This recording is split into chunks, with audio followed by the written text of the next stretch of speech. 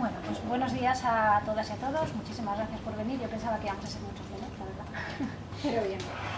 Bueno, pues a ver, la forma en la que creo que debemos hacer esta pequeña charla que vamos a tener esta mañana va a ser un tanto distinta. Es decir, no me voy a centrar tanto en lo que es el alojamiento colaborativo para que aprendamos lo que es el alojamiento colaborativo, porque yo pienso que al final ya todos sabemos lo que es esta cuestión, sino que voy a hacer un breve recorrido sobre lo que es la economía colaborativa, el alojamiento colaborativo, cuáles son las partes, la regulación que existe a día de hoy en España, y sobre todo me voy a centrar en unas pequeñas reflexiones, conclusiones a modo de problemas que yo pienso que se han generado y cuáles serían las posibles soluciones que se le podrían dar al tema, desde mi profundo desconocimiento sobre la materia. Vamos a intentarlo. Entonces, me voy a controlar el tiempo, pero no sé realmente si... Yo te digo. Sí, yo me lo pongo, pero ya veremos si al final... 25 minutos, veremos. Bueno, pues comencemos con el tema de lo que es la economía colaborativa. Todos sabemos realmente a qué estamos refiriéndonos cuando hacemos mención a la economía colaborativa. Es este fenómeno que ya no es tan nuevo, ya no podemos decir que sea un fenómeno novedoso, de compartición de bienes o servicios que surge a raíz de la crisis económica que hemos sufrido y que aprovecha las ventajas de las nuevas tecnologías para conseguir un uso más eficiente de los recursos que ya están creados y prima el reaprovechamiento de los bienes que ya existen para su compartición y no tener que volver a crear más bienes. Bien, por esto se dice que es un fenómeno que defiende una sociedad más sostenible. Ya luego comentaremos el tema de la sostenibilidad. Yo no estoy realmente de acuerdo en que sea una sociedad mucho más sostenible gracias a la economía colaborativa, pero bueno. Sobre todo la sostenibilidad porque hay un menor recurso de consumos finitos. Las nuevas tecnologías, como sabemos, lo que hacen es reducir los costes de transacción y reducen también lo que se llaman las asimetrías informativas. Todos disponemos de toda la información, tenemos internet, tenemos aplicaciones, tenemos ordenadores, tenemos el acceso garantizado para disponer de toda la información posible, con lo cual todo esto ha facilitado que realmente esto se haya convertido en un fenómeno a nivel mundial y que en el que encontramos realmente una variadísima oferta de todo tipo de intercambios. Consiste, por lo tanto, en la interacción de dos o más personas a través de una plataforma digital o una plataforma virtual para compartir bienes o compartir servicios. Bien, a día de hoy, gracias a esta economía colaborativa, nos encontramos con que tenemos unos nuevos hábitos de consumo y ha habido consecuencias positivas y ha habido consecuencias negativas a las que después haré mención y que afectan a muchísimos aspectos de la vida. Entonces, tanto podemos hablar de transporte colaborativo como de servicios a nivel bancario colaborativos, todos conocemos los micropréstamos, etcétera. Incluso hay oferta gastronómica a nivel de economía colaborativa, las cenas que se organizan en casa de una persona, etcétera. Y realmente aquí nos vamos a centrar en lo que es el alojamiento, por lo cual nos vamos a centrar en los dos sectores donde más ha incidido esta economía colaborativa, es el sector del transporte en primer lugar y sobre todo el sector del alojamiento. Este es en el que nos vamos a centrar. Bien, primera cuestión, hablar de alojamiento colaborativo, en mi opinión, es hacer una mala referencia a lo que es lo colaborativo. Yo creo que para empezar no deberíamos decir que se trata de alojamiento colaborativo, sino que realmente no existe esencia colaborativa en el alojamiento, porque, ya lo comentaremos después, pero desde el momento en que existe un ánimo de lucro, estamos hablando de un modelo de negocio, no podemos hablar de alojamiento colaborativo. Por lo tanto, en mi opinión, deberíamos modificar esta tendencia natural a hablar de alojamiento colaborativo como alojamiento P2P, que viene del inglés, o bien alojamiento con fines turísticos. Sería mi propuesta inicial. ¿Qué es esto del alojamiento con fines turísticos? Pues a ver, básicamente supone hablar de esta definición que hemos hecho de la economía colaborativa, el reaprovechamiento de bienes o servicios a través de plataformas digitales, pero cuando esos bienes, en este caso, son viviendas realmente. Bien, supone por lo tanto la cesión temporal con fines turísticos por parte de una persona que puede ser el dueño, el propietario o la propietaria, o no, por parte de una tercera persona, con la finalidad turística, por lo tanto tiene que ser una estancia de corta duración, que se formaliza a través de esa plataforma digital o esa plataforma virtual. Todos conocemos plataformas de alojamiento con fines turísticos, Airbnb, está HomeChange, está HomeAway, Windu, hay muchísimas a día de hoy, hay miles prácticamente, cientos más que miles. Bien, sabemos que el alojamiento colaborativo es a día de hoy una realidad. He sacado algunos datos, hay páginas ya, bueno, pues Excel Tour tiene unos informes que hace anualmente con todos los datos relativos al alojamiento colaborativo, y la Agencia Valenciana de Turismo también aporta numerosos datos. Por ejemplo, en 2017 se han registrado altas en el Registro General de Empresas, Establecimientos y Profesiones Turísticas de Valencia de 16.189 viviendas en la Comunidad Valenciana. Solo en Valencia 8.000 en 2017. Nuevas viviendas, y estas son las de las que tenemos conocimiento porque se han registrado, pero hay muchísimas que no se registran, con lo cual estamos hablando de un fenómeno que existe y que, bueno, pues tiene sus problemas también. En el año 2017 ha habido 13 expedientes sancionadores contra plataformas virtuales. Estamos ante una situación que puede provocar problemas. Ahora veremos esos problemas que se pueden provocar. Bien, el último de los expedientes se ha resuelto a favor de la Administración Pública. Es una sentencia de 23 de noviembre del 2017 del Contencioso 2 de Valencia, en el que HomeAway ha sido sancionado por no obligar a los propietarios que habían inscrito su vivienda en su página a que pusieran el número de registro de la vivienda, con lo cual en esta ocasión se ha fallado a favor de la Administración Pública. Hasta ahora no era la tendencia fallar a favor de la Administración. Bien, cuando hablamos de actores, ¿cuáles son los actores que participan en esta nueva relación de alojamiento con fines turísticos? Bien, pues hablamos hasta ahora, la CNMC había hablado del mercado de 3 lados. Hasta ahora lo que se decía era que era un mercado triangular de 3 lados.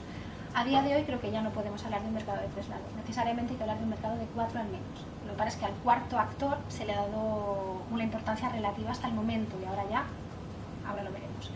En primer lugar tenemos el proveedor del bien, prosumidor, que es el propietario o propietaria de la vivienda. El lenguaje de Airbnb, vamos a hacer mención a Airbnb porque realmente es la que más número de personas maneja, número de habitaciones maneja y de viviendas. En el lenguaje de Airbnb es el anfitrión. Por lo tanto, este es el primer lado de estos que tiene esta relación. También tenemos el consumidor, que es el turista, pernoctante, también el lenguaje de Airbnb, que es la persona que, bueno, pues hace uso de esa vivienda con fines turísticos. Y luego tenemos a la empresa intermediaria. La empresa intermediaria es la plataforma virtual, plataforma online. Puede ser Airbnb, puede ser la que sea, pero como os digo, vamos a hacer mención a Airbnb. No la podemos denominar plataforma colaborativa por la razón que he comentado antes, porque realmente es un modelo de negocio. El cuarto lado, que creo que tiene muchísima importancia, y aunque hasta ahora se haya dicho que es una relación triangular, ya no podemos hablar de una relación a 3, sino que tenemos que hablar necesariamente de una relación a 4, son las comunidades de vecinos. Los vecinos también están implicados en esta relación, obviamente, y son los que a día de hoy tienen mayores problemas generados con este alojamiento con fines turísticos. Luego haré mención también de las reflexiones que creo que tienen más importancia. Bien, con respecto a la normativa, sabemos que la cesión de viviendas con fines turísticos es una actividad que está regulada por la normativa sectorial. Eso significa que la dejamos fuera de la Ley de Arrendamientos Urbanos después de la reforma que hubo en el año 2013 y se tiene que regular por la normativa turística. ¿Quién tiene competencia en materia turística? Las comunidades autónomas, con lo cual la regulación que se realiza a día de hoy está en manos de las comunidades autónomas. ¿Esto qué significa? Pues que tenemos generalmente un reglamento por parte de cada una de las comunidades autónomas, que no es tan diferente la normativa entre unas y otras, es decir, la base de cada uno de los reglamentos es básicamente la misma, sin embargo lo que cambian son las peculiaridades de cada uno de los territorios. No vamos a hacer mención a todas, pero sí que, bueno, pues la Comunidad Valenciana a día de hoy nos regimos por un decreto del año 2009 y del año 2010. Tenemos una ley en ciernes de turismo que regula poco o nada, básicamente sobre el tema, que luego comentaremos. En Cataluña están igual, es decir, tienen una norma del año 2002,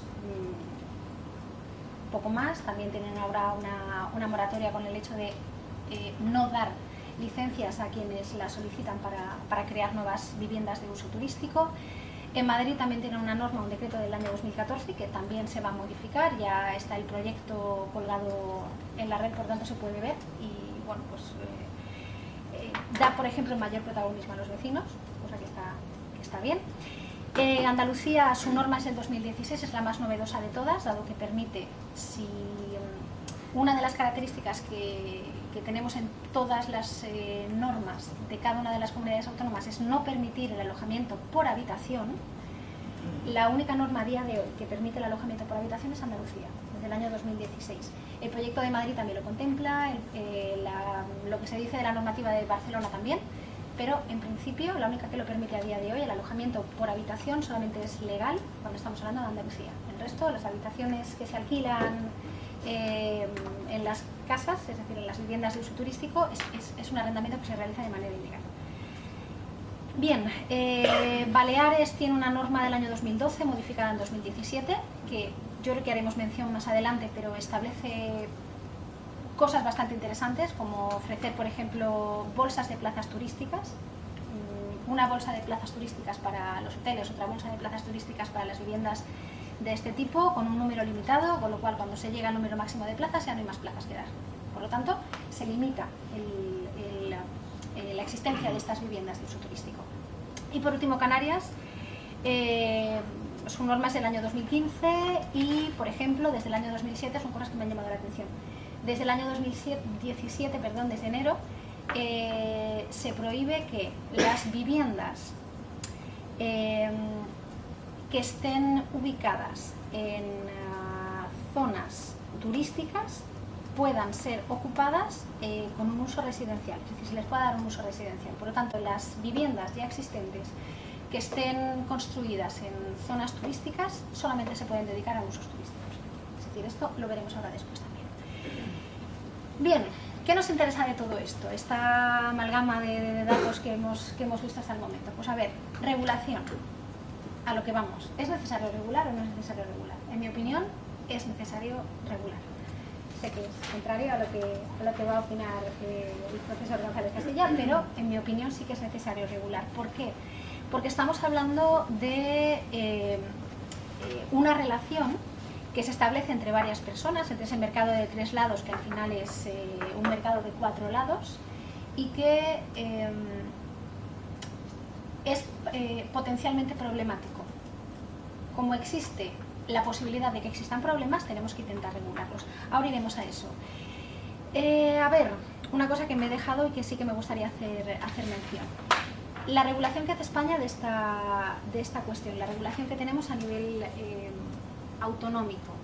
Se ha dicho de nosotros que tenemos una regulación del alojamiento con fines turísticos que es demasiado represiva, porque se establecen demasiados requisitos de entrada, porque se establecen demasiados requisitos para los propietarios, para los turistas, etc. En mi opinión, no se trata de una regulación excesivamente represiva. ¿Por qué? Porque las regulaciones que tenemos fuera de nuestras fronteras, por ejemplo, solamente voy a hacer mención a Reino Unido y Francia, las regulaciones que establecen los dos podemos decir que son igualmente restrictivas. La única que se salva es la regulación establecida en Londres, bueno, la de Reino Unido, porque quisieron establecerse como capital del alojamiento colaborativo y lo que hicieron fue modificar una normativa anterior y en el año 2015, desde el año 2015 solamente tenemos 2 artículos que regulan el alojamiento colaborativo, con lo cual poco más establece. Por lo tanto, digamos que Reino Unido, la legislación que tiene, sí que podemos decir que es la más liberal, pero está regulada. Francia, por su parte, desde 2014 sí que tiene una legislación muy restrictiva, en la que, entre otras cosas, dice, por ejemplo, que las viviendas secundarias tienen un máximo de 90 días por año para que se puedan arrendar con esta finalidad de vivienda de uso turístico, pero siempre con una autorización, siempre que me dé una autorización de cambio de uso de la vivienda, con lo cual tenemos que ir a morir siempre a la autorización administrativa. La vivienda habitual sí que se puede utilizar también con fines turísticos, pero tiene muchísimas más restricciones. Por ejemplo, si se superan los 120 días por año, también hay que solicitar un cambio de uso y deja de ser vivienda habitual. Así que, en mi opinión, no estamos hablando en España, sí, está esto muy incómodo. No estamos hablando en España de una legislación realmente restrictiva. Y algo a lo que haré mención ahora después es que nos piden en Francia, por ejemplo, un aval, una especie de aval, porque si quitamos del mercado una vivienda, un espacio para poder ser usado por los residentes, tenemos que avalar ese espacio que estamos quitando para dárselo a los turistas mediante otro espacio que vamos a dar a la administración pública para que se pueda arrendar a gente que necesite vivienda permanente. Ahora entraremos en eso. Bueno, después de esto que hemos, esta pequeña circunvalación, digamos, de lo que es el alojamiento colaborativo, vamos a ir a las cosas que yo creo que son más interesantes. Reflexiones que a mí me ha generado este tema después del tiempo que llevamos ya estudiándolo. Lo primero, ¿es necesario regular? Que es lo que comentaba anteriormente. ¿Es necesario regular? Sí. Tenemos que establecer una regulación, ya está establecida en España, pero tenemos que aspirar a una regulación mejor. ¿Por qué? Dado que se trata de una relación en la que confluyen 4 intereses completamente distintos, tenemos que intentar que no existan esos potenciales problemas, esos potenciales riesgos que solamente van a poder ser minimizados gracias a esa normativa. Es evidente que esto ha generado efectos positivos, pero también efectos muy negativos para gran parte de la población. Entonces, el propio Parlamento Europeo se ha mostrado a favor de esta economía colaborativa, de este alojamiento con finalidad turística, en su Agenda Europea para la Economía Colaborativa de 2017 y dice que frente a los impactos negativos, necesariamente, las autoridades que disponen de un amplio margen de maniobra para adoptar las medidas que sean necesarias, deben intentar garantizar un alto nivel de protección para los consumidores y velar también por el cumplimiento de las obligaciones fiscales. Es obvio. Bien, dentro de esta regulación, ¿qué deberíamos primar? En mi opinión, la regulación debería centrarse en también el aspecto urbanístico. ¿Por qué? Los problemas que se generan por estas viviendas urbanísticas no solamente repercuten a nivel medioambiental o a nivel tributario, sino que sobre todo repercuten a nivel urbanístico. Entonces, una de las posibles soluciones es regularlo incidiendo en la normativa urbanística. Obviamente, cuando hablamos de este alojamiento con finalidad turística, este tipo de alojamiento repercute en el modelo de ciudad que tenemos y en el modelo de ciudad que se ha construido ya. Hay zonas a día de hoy que tienen una masificación turística excesiva y lo que han hecho es este movimiento de turistas centrados en una parte de la ciudad, lo que ha hecho es que salga la población residente a otras zonas. Con lo cual, los criterios de ordenación urbanística son obviamente necesarios, tenemos que regular este diseño de ciudad desde el punto de vista urbanístico. ¿Cómo? Pues a ver, nuestro Plan General de Ordenación Urbana es el instrumento básico de ordenación de la ciudad.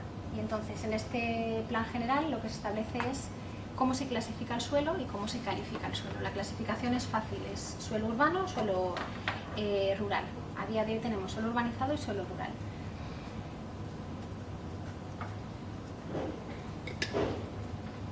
Cuando hablamos de la calificación, que también es necesaria, la calificación significa la ordenación del suelo, significa la zonificación. ¿Cómo vamos a utilizar ese suelo urbano? Pues a día de hoy, en el Plan General de Ordenación Urbana, tenemos que dentro del uso urbano se puede zonificar, dándole un uso a ese suelo urbano, dividiéndolo en uso residencial o uso, digamos, económico. Entonces, el uso residencial es para los residentes, como vivienda, y luego tenemos el uso económico, que puede ser industrial, puede ser terciario, que es el que realmente nos interesa porque es el destinado a hoteles, y puede ser el dotacional, carreteras, etcétera, etcétera. Bien, a mi juicio, hablar de lo que está pasando hoy, un uso mixto, residencial, turístico, digamos que podríamos hacer mención de que es una aberración urbanísticamente hablando. ¿Por qué? Porque cuando hablamos de los usos, la calificación de un suelo, los usos están pensados para una utilización concreta del suelo. El suelo se tiene que utilizar para uso residencial, para uso turístico, para uso dotacional, pero su construcción, su edificación, está adaptada a ese uso. Cuando hablamos de un uso residencial de un suelo, estamos hablando de una vivienda que se construye con una finalidad residencial. Por lo tanto, la finca no necesita unos parámetros concretos, sino uso residencial. Pero cuando hablamos de un uso turístico, esa vivienda, esa finca, ese inmueble, se va a construir de acuerdo a unos parámetros concretos, como por ejemplo la insonorización. Por ejemplo, los pasillos de los hoteles, os habéis dado cuenta que generalmente tienen moqueta, por el tema de las maletas, etcétera. Bueno, pues una de las cosas que se pide cuando estamos hablando de la construcción de edificios turísticos es que haya utilización de materiales de absorción de ruidos. En una finca residencial no se pide. Por lo tanto, si estamos hablando de uso mixto, es una pésima idea hablar de un uso mixto. ¿Por qué? Porque vamos a salir perdiendo, tanto cuando hablamos de personas que viven en una finca y que viven y duermen y van a trabajar todos los días, como si hablamos de los turistas que van a pernoctar durante 3 días y al día siguiente se van a ir. Es decir, estamos hablando de un uso ineficiente a nivel económico cuando hacemos mención a una finca que se utiliza para un uso residencial y para un uso turístico. Los usos mixtos son ineficientes económicamente. Ahora bien, si limitamos el uso turístico solamente a ciertas zonas de la ciudad, como por ejemplo la zona periférica, la zona costera, el problema con el que nos vamos a encontrar también es que en ciertas épocas del año se van a vaciar. Por lo tanto, vamos a hablar de una situación en la que la ciudad va a estar vacía de turistas durante una cierta época del año. Ineficiente económicamente también. Con lo cual, ¿cuál sería la solución perfecta? Bueno, pues yo creo que una posibilidad pasaría por lo que han hecho en Canarias.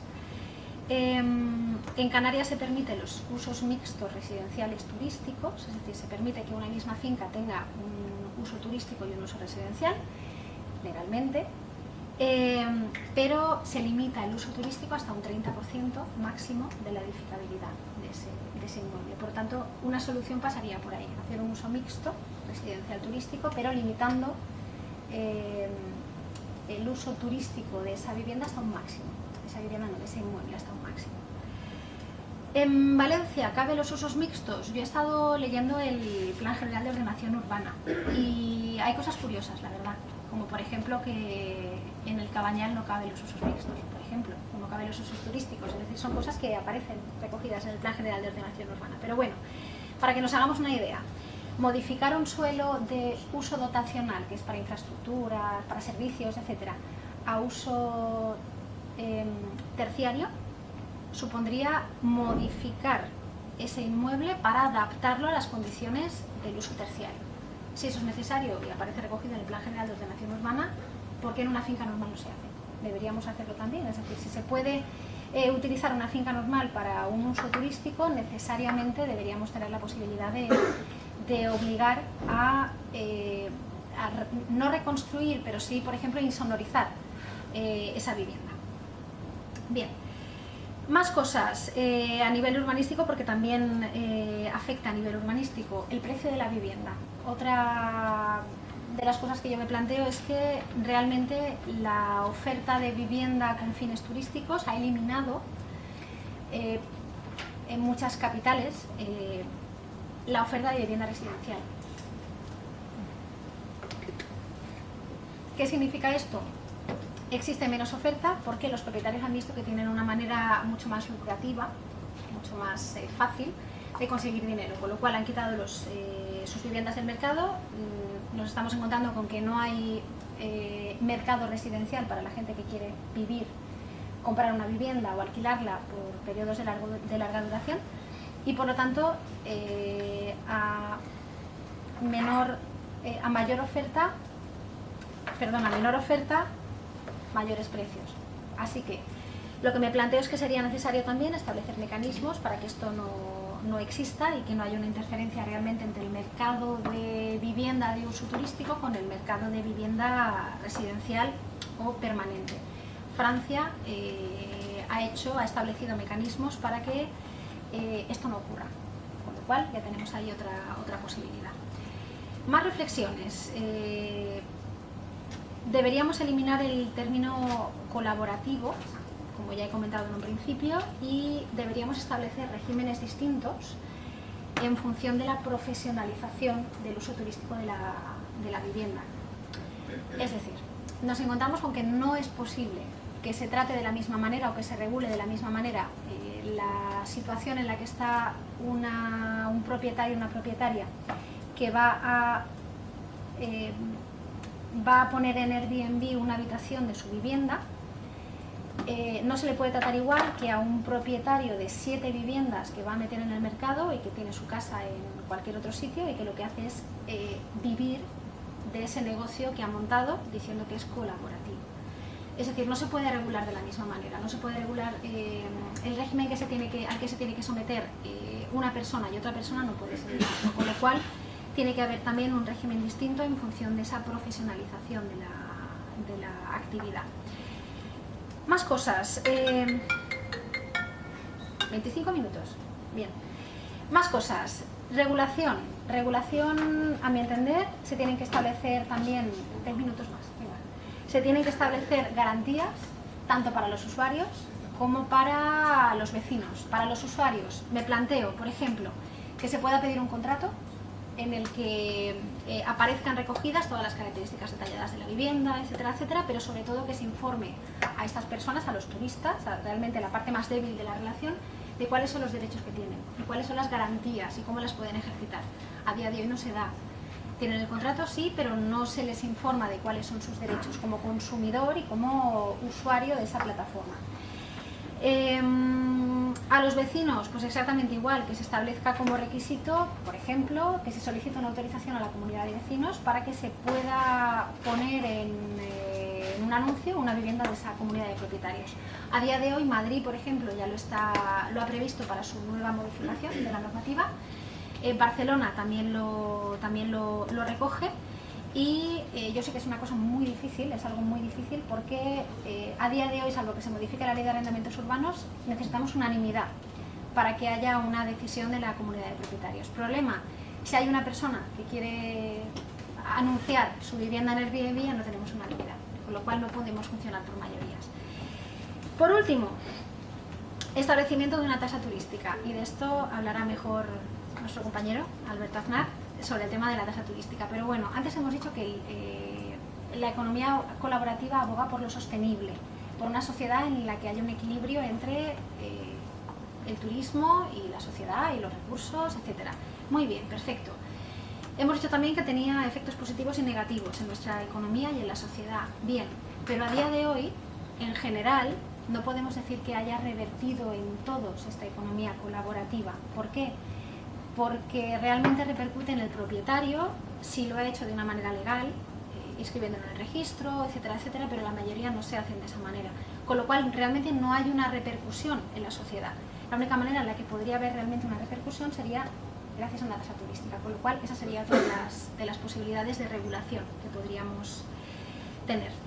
Y bien, ya pues a modo de colofón, ¿tenemos que regular? ¿Debería regularse la economía colaborativa? Creo que sí. En mi opinión necesitamos una regulación mejor que la que tenemos a día de hoy, más completa que la que tenemos a día de hoy, pero sobre todo en la que se prime la calidad del turismo, los derechos de las partes más débiles de esa relación y sobre todo que evite la competencia desleal entre un tipo de alojamiento turístico reglado y un tipo de alojamiento turístico no reglado. Más de 25, lo siento. No, más de 25.